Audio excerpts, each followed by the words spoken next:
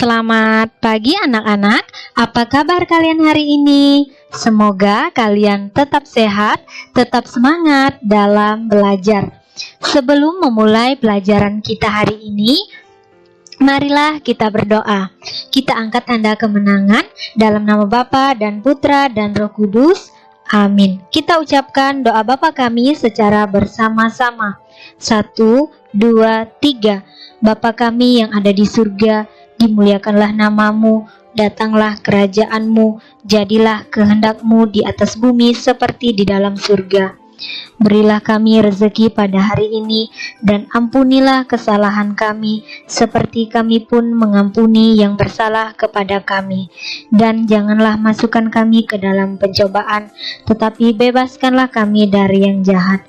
Amin. Dalam nama Bapa dan Putra dan Roh Kudus. Amin. Anak-anak, hari ini kita belajar materi agama pembelajaran yang ke-11. Yesus tertinggal di bait Allah.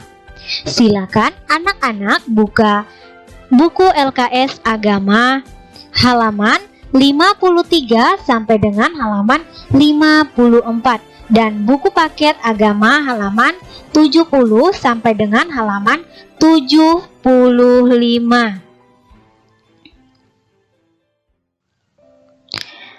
Anak-anak, sekarang kita bahas materi agama tentang Yesus tertinggal di bait Allah.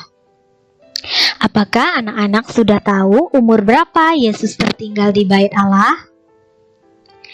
Yesus tertinggal di bait Allah ketika ia berumur 12 tahun. Yesus berada di bait Allah atau rumah Tuhan untuk berdoa dan membaca firman Allah. Nah, tujuan Yesus berada di bait Allah atau berada di rumah Tuhan adalah untuk berdoa dan membaca firman Allah atau firman Tuhan atau membaca Alkitab ya anak-anak. Kemudian, gereja adalah rumah Tuhan sama seperti bait Allah. Kalau kita rajin datang ke gereja, berarti kita memiliki semangat yang sama seperti Yesus. Nah, dikatakan di sini anak-anak, kalau kita rajin datang ke gereja, berarti kita memiliki semangat yang sama seperti Yesus. Karena kalau kita rajin datang ke gereja, kita pasti melaksanakan membaca firman Tuhan, bernyanyi memuji Tuhan, ya anak-anak, berdoa kita di dalam gereja. Kita berada di dalam gereja bukan untuk bermain, tetapi untuk berdoa dan bernyanyi memuji Tuhan. Nah, anak-anak, ketika kita berada di dalam gereja, kita tidak boleh main-main. Kita berada di dalam gereja untuk memuji, untuk berdoa dan untuk menyembah Tuhan ya anak-anak. Maka dari itu ketika kita di dalam gereja tidak boleh kita main-main di dalam gereja. Tuhan ingin agar kita melayani Tuhan di gereja. Misalnya ikut dalam paduan suara, kemudian menjadi dirijen atau organis.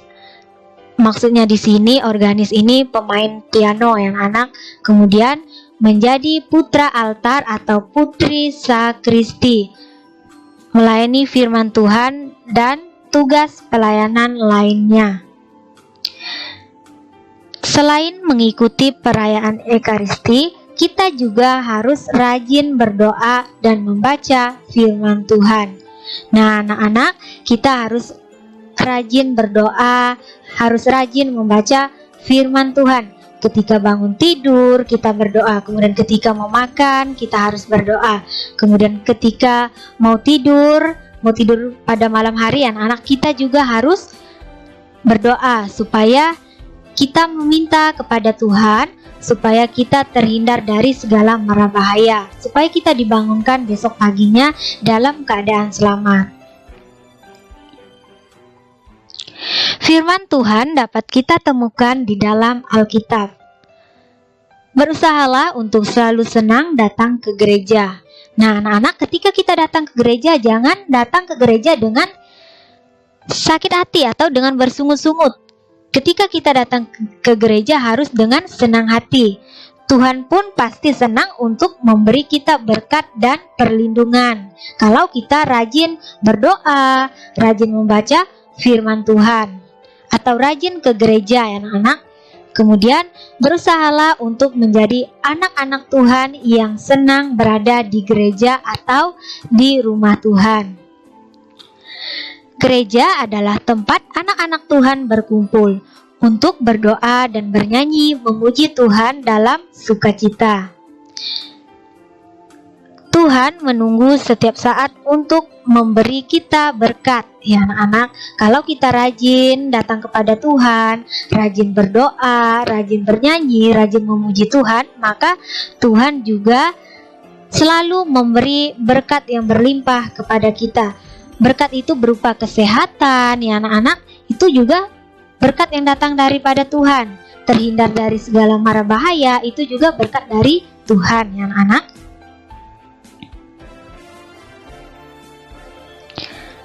Anak-anak, berikut ini ibu akan memberikan contoh menyanyikan lagu Anak Monyet. Silakan anak-anak belajar di rumah masing-masing ya anak-anak.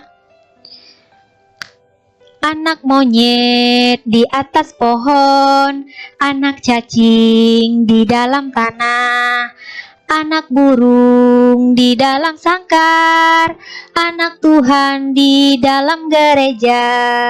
Panjang muka namanya kuda, panjang hidung namanya gajah, panjang tangan itu pencuri, panjang sabar itu anak Tuhan. Kita ulangi satu kali lagi. 1, 2, 3. Anak monyet di atas pohon, anak cacing di dalam tanah, anak burung di dalam sangkar, anak Tuhan di dalam gereja.